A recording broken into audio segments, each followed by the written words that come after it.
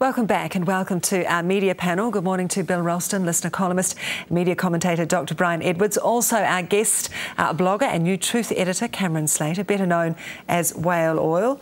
Welcome in to you all. Congratulations on the new post, Cameron. Thank you. I have to ask you, why would you take this post up? Why would you be interested in being editor of The Truth? Why not?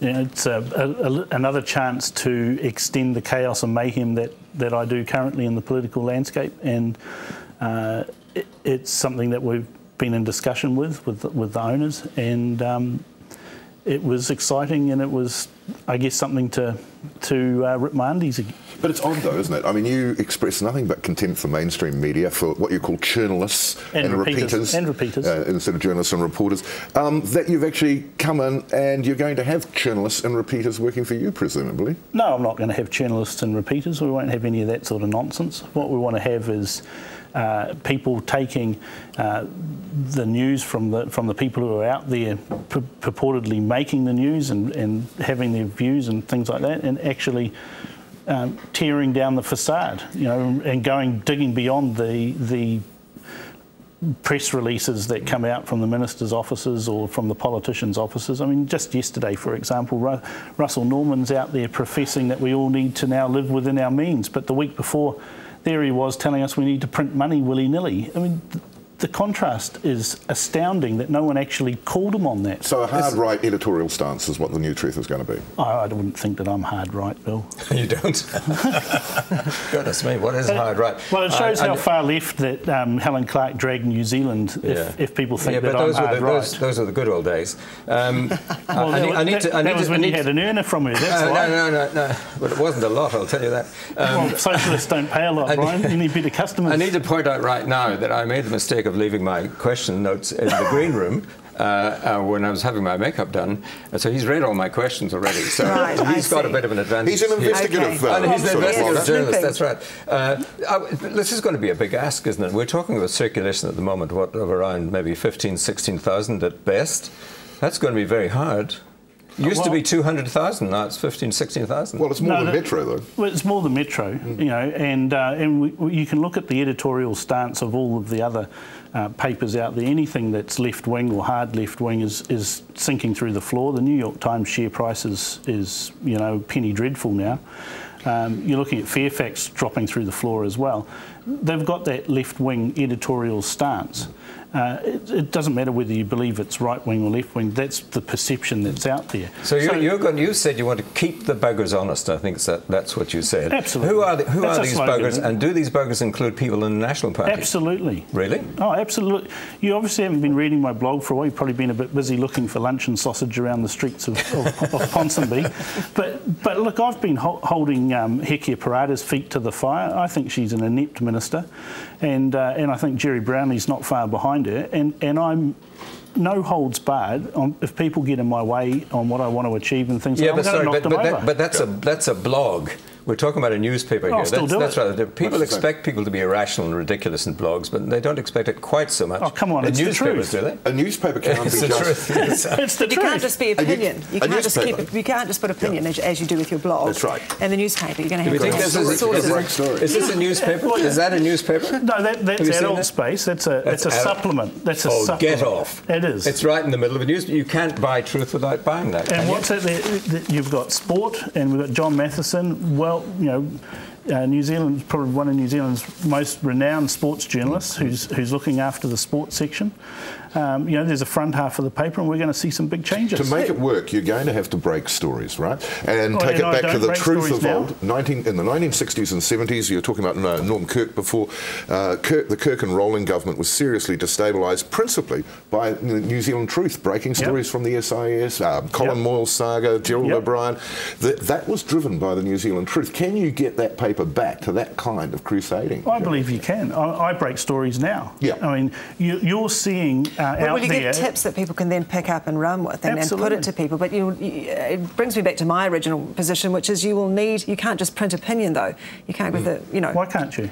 Well, because that's not journalism, is it? And the newspaper, you can't just put a column on the front page. You guys are working to rules that were written like years ago. Or ethics or standards. Yes, you do. You actually have rules, because you talk about real news and real opinions. That's right. What on earth is a real opinion? What does that mean? That means what I believe is the real that's opinion. right. So what you believe is a real opinion. Remember, Brian, I'm telling the crap. story now.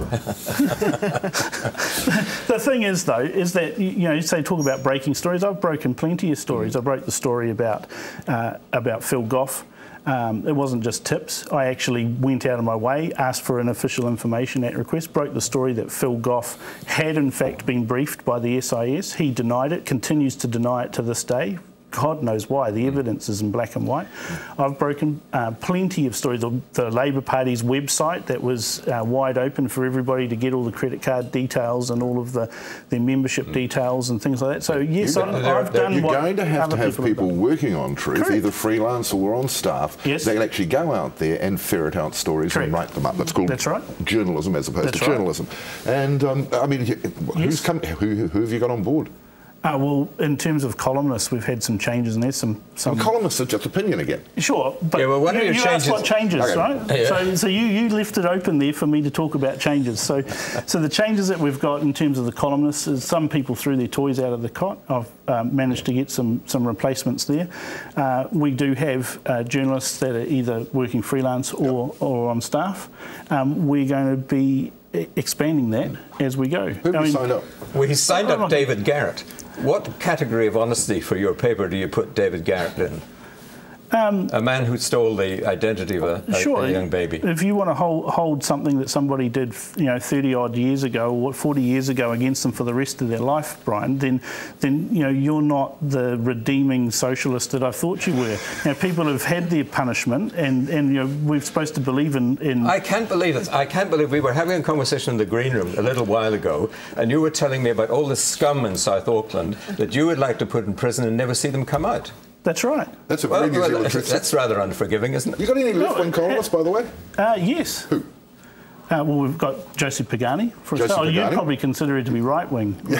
No, she's an old researcher of mine. She's wonderful. I think that's a good appointment. That's right. She's. Anyone else? Well, I've got one that I can't reveal just yet. Okay, so you've got two left-wingers. I actually think I've got three. Oh, okay. So how's the front page going to change under you, Cameron? Are we likely to see, political splashes across here as opposed to, we've got a woman here in boots. She looks very nice too. Come on, she's well covered up. Yes. Are we likely to see, Jerry Brownlee, Hekia Parata there? Big headlines about a story that you're breaking. Naked on page 3. Certainly not Jerry Brownlee. If politicians do dumb things, then they're going to be in the paper. Right. Doesn't matter what team they're on. One thing that interests me is that there's one constituency you've lost. Truth used to be a great campaigner for people who were having difficulties and problems with merchants and journalists. Why have I lost that? Well, you've lost that because that's been taken over by programs like Fairgo and Target, and you can't really compete with that. Fairgo these days is a shadow of what it was when you were running it, Brian. Oh, well, I agree with that. Right. So, I don't believe it's been taken over at all.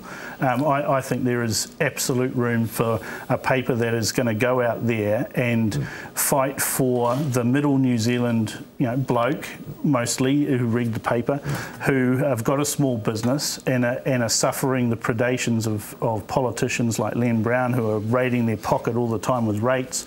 Governments who are dipping into their pockets for taxes, and then you've got the dodgy lawyers, the dodgy accountants, the dodgy liquidators, and all of these other people that make their life difficult. It's time that some sunlight was shone into those dark little corners. You've got the most read blog in New Zealand, right? You're the number one blog site. How are you going to, and will it be integrated with Truth? How do you integrate the blog with the mainstream analogue print? I've gone through blogging following along as I guess a leading follower, a fast follower is what politicians like to, those PR speak terms, what the United States, what Australia and what the UK has done. We are about 3 to 5 years behind what happens over there. It was always going to happen that a blogger was going to become involved with a mainstream media organisation. It's happened in the United States. You've got Andrew Sullivan, who was with Time, was with The Atlantic, and now with the Daily Beast.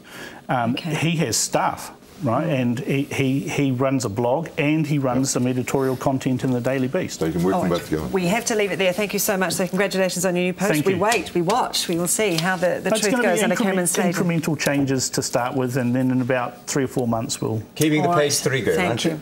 Well, there isn't a page 3 girl at the moment, if you turn the pages. Let's move on. There's no it's a good time, I think, to just stop All that right. conversation right there. Bill Ralston as well and Brian Edwards, thank you. Also, just reminding you that it's a big night tonight in Invercargill, 150 years, the Southland Times, 150th anniversary of that paper this evening. The only paper, I think, to produce a Pulitzer Prize winner, Peter Arnett, apparently. There you go.